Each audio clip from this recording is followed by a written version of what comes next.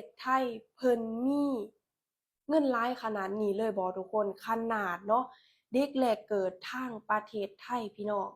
ยังมีเบี้ยเลี้ยงทุกคนให้กับเนาะเด็กแรกเกิดที่อายุยังไม่ถึง1 ขวบและผู้สูงอายุทางประเทศไทยพี่น้องก็ยังได้เนาะ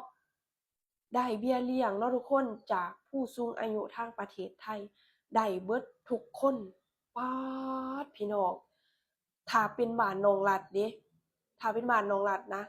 ถ้าเป็นผู้สูงอายุหรือว่าผู้วัยเกษียณจะบ่ได้นะพี่น้องเงินเบี้ยเลี้ยงเนาะถ้าจะได้ก็จะเป็นพนักงานที่มีวัยเกษียณถึงจะได้แต่ประเทศไทยทุกคนเด็กแรกเกิดทางฝั่งไทยยังอยู่ในครรภ์เนาะพี่น้องแต่สามารถได้เงินเบี้ยเลี้ยงทุกคนป๊าดประเทศไทยเพิ่นคือคักแท้เนาะพี่น้องเพิ่นเอาเงินมาแต่ไสเนาะมาให้กับผู้สูงอายุและเด็กแรกเกิดไผฮู้สามารถคอมเมนต์บอกน้องรัฐได้เด้อจ้ะพี่น้องอันนี้น้องรัฐอยากรู้แท้ๆพี่น้องเพราะว่า